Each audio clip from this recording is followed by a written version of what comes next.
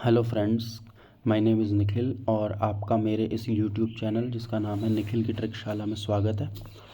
आज की इस वीडियो में हम बात करेंगे CPO 2025 के एग्ज़ाम जो हो प्री होने वाला है उसकी स्ट्रेटजी के बारे में कि हम कैसे इस बार अपना प्री क्लियर करके आगे की प्रोसेस ज्वाइन करें और अपना सिलेक्शन लें इस CPO एग्ज़ाम में। तो इस बार की जो एग्ज़ाम डेट्स हैं अभी तक कंफर्म कोई ऐसी एग्ज़ाम डेट नहीं है, लेकिन वो नवंबर या दिसंबर, ना तो नवंबर के लास्ट में और या फिर दिसंबर की स्टार्टिंग में ये एग्ज़ाम होने की प्रोबेबिलिटी है। तो ऐसा अंदाज़ा लगाया जाए तो हमारे पास मोटे मोटे लास्ट 30 to 40 डेज़ हैं। तो हम इन 30-40 डेज़ में ऐसा क्या कर सकते हैं कि हम अच्छे से इस एग्ज़ाम का प्री दे पाएँ और अच्छा स्कोर कर पाएँ, कट ऑफ पास कर पाएँ और कट ऑफ क्या और अच्छा स्कोर कर पाएँ 150+, 160+। तो इस बार की जो वैकेंसीज़ हैं इसके बारे में देख लेते हैं। इस बार अराउंड टोटल अभी टेंटेटिव 3073 टोटल वैकेंसीज़ हैं। इस बार दिल्ली पुलिस में भी हर बार से थोड़ी सी ज़्यादा वैकेंसीज़ बढ़ के आई हैं और भी सब फोर्सेज में ठीक ठाक वैकेंसी हैं। तो 3073 वैकेंसीज़ जो हैं ये कभी कम नहीं होती।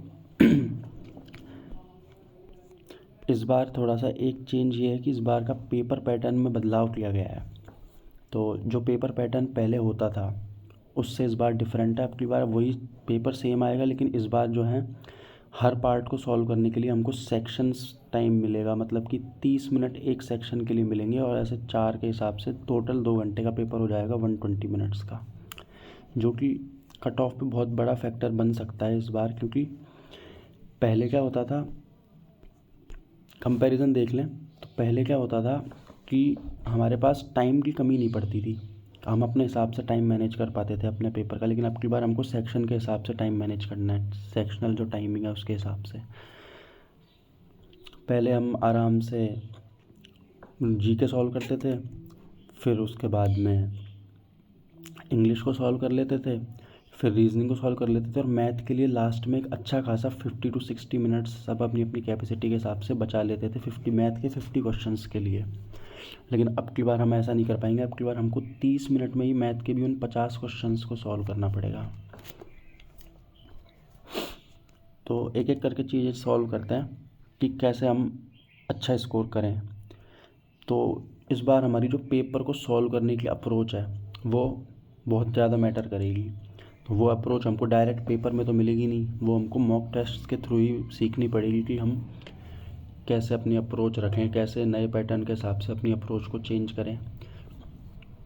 तो बिगिनर के लिए तो कोई दिक्कत नहीं होगी, लेकिन जिनको पहले जो CPO की तैयारी कर रहे हैं, एक दो बार से दे रहे हैं एग्ज़ाम, तो उनके लिए थोड़ा पैटर्न में घुसने में, बदलने में थोड़ा सा टाइम लगेगा।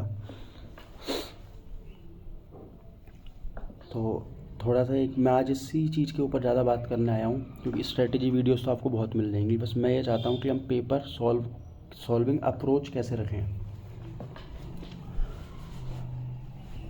तो इस बार क्या होने वाला है, जो हमारी जीके है, जीके में मेरे को लगता है कि पर्सनली कि इस बार अच्छा स्कोर कर सकते हैं लोग। क्योंकि पहले क्या होता था कि हम 10 मिनट में जीके सॉल्व कर लेते थे, मैक्सिमम 10 से 12 मिनट लगा लेते होंगे लोग। उन 10 से 12 मिनट में हम क्वेश्चन को एक बार देखते थे, जो हमको आता था उसको हम टिक करके आगे बढ़ जाते थे, जो नहीं आता था उसको लास्ट में अगर टाइम मिलता था तो ही देखते थे। लेकिन अब क्या होने वाला है, 30 मिनट मिलेंगी जीके के 50 क्वेश्चन के लिए, जो कि जीके के हिसाब से बहुत ज़्यादा टाइम हो गया। तो लोग आराम से अपनी पूरी नॉलेज का यूज़ करेंगे, ऑप्शंस एलिमिनेट करेंगे, सब कुछ करेंगे।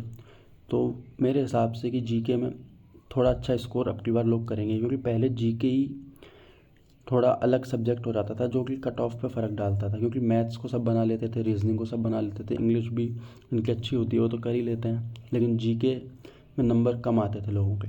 और सेम यही चीज़ इंग्लिश में होगी। इंग्लिश को भी 20 से 25 मिनट में सॉल्व किया जाता था पहले के पैटर्न के हिसाब से।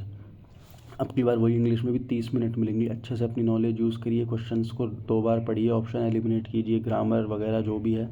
PQRS को टाइम दे सकते हो आप, क्लोज टेस्ट में टाइम दे सकते हो आराम से।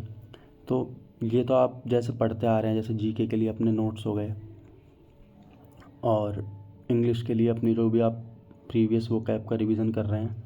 लेकिन हाँ, ये है कि इंग्लिश में थोड़ा सा इस बार CGL को देखें, फेज़ के एग्ज़ाम में देखें, क्योंकि CGL में लड़कों के इंग्लिश में बहुत कम नंबर आए हैं। तो आपको नई इंग्लिश जो है कहीं से भी मिले, नए मॉक्स, नई टाइप की इंग्लिश के क्वेश्चंस कुछ अगर चेंज किया है तो वो ज़रूर प्रैक्टिस करनी है। वो हम आगे बात कर लेंगे वीडियो में। और इसके बाद चलते हैं रीजनिंग में। तो रीजनिंग का भी यही है कि आपकी बार रीजनिंग के लिए भी 30 मिनट मिलेंगी, जो कि एनफ है। तो उन 30 मिनट में 50 क्वेश्चन करना, ये जो टाइम है ये हमारा एनफ टाइम हो जाएगा।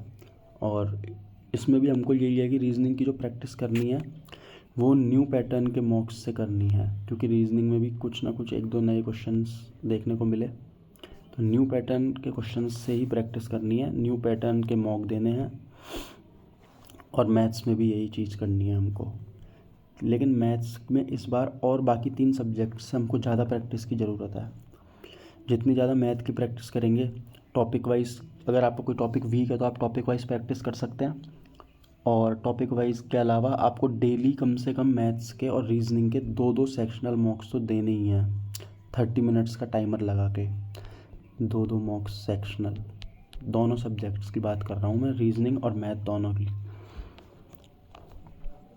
जिससे क्या होगा, हमको 30 मिनट में ऐसे क्वेश्चंस छांटने में आसानी होगी कि हमको कौन सा हम बना पा रहे हैं, किस टॉपिक के क्वेश्चंस हैं जो कि हम वन गो में बनाते हैं, किस टॉपिक में हम अटक जाते हैं, किस टॉपिक में हमारा ज़्यादा टाइम कंज्यूम हो जाता है। तो वो सारी चीज़ें हम मॉक से ही सीख पाएंगे, और वो भी नए पैटर्न के मॉक्स से।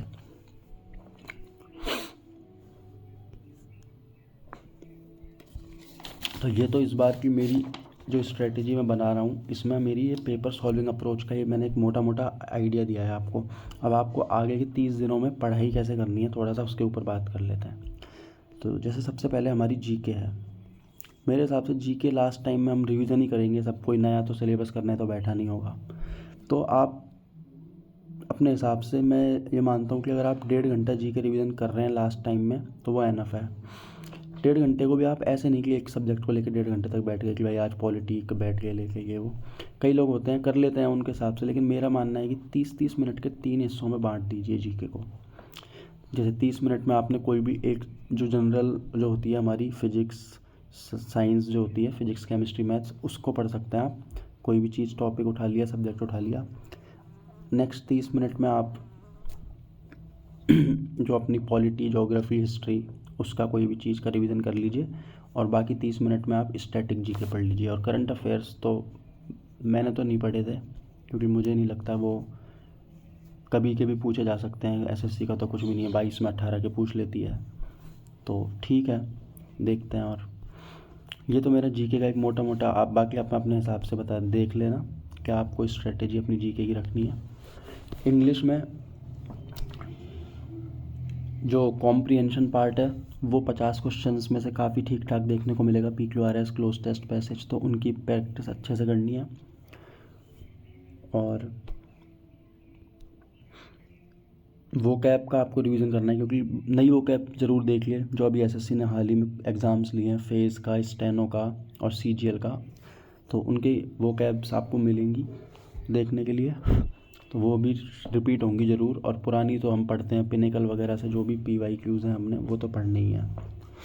ग्रामर की प्रैक्टिस करनी है, ग्रामर के रूल्स आप कोई भी रानी मैम के 60 रूल्स वाली जो क्लास है वो, या फिर निमिषा बंसल मैम की 120 रूल्स वाली क्लास है, वहाँ से डेली बेसिस पे आप अपने 4-5 रूल्स डेली उनको पढ़ते रहिए और प्रैक्टिस करते रहिए उनकी। तो ये तो हो गया इंग्लिश का। रीजनिंग और मैथ्स में मेन फोकस करना है कि जो रीजनिंग है और जो मैथ है उसका मेन फोकस आपको यही करना है कि कम से भी कम नहीं तो डेली के 2-2 सेक्शनल मॉक इन दोनों के देने हैं। और इंग्लिश का एक सेक्शनल मॉक आपको देना है, इंग्लिश का एक सेक्शनल मॉक देना है। कम से भी कम लास्ट टाइम में हमको 8 से 10 घंटे की स्टडी के लिए टाइम निकालना पड़ेगा, तब जाके ही। और जिसमें 8 से 10 घंटे में जो मैंने ये 3 सब्जेक्ट्स के लिए टाइम है, ये तो शायद उतना नहीं है, लेकिन ये मैथ्स को इस बार हम ज़्यादा टाइम देना है, क्योंकि मैथ इस बार कट ऑफ डिसाइडिंग सब्जेक्ट है। क्योंकि मैथ्स में एवरेज 30 मिनट में 30 क्वेश्चन, 35 क्वेश्चन लास्ट इतने किए जा सकते हैं। अगर आपने इतनी प्रैक्टिस कर ली कि आप ये डिजिट क्रॉस कर दें और आप 40s में आ जाएं अगर अटैम्प्ट्स में, तो मेरे हिसाब से बहुत बड़ा फैक्टर हो जाएगा ये कि आप कट ऑफ आसानी से प्री की पास कर लें इस बार CPO में।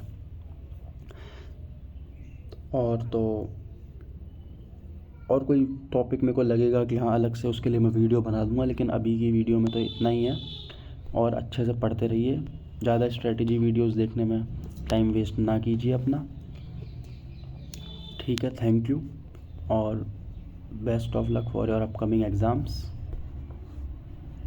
Thank you.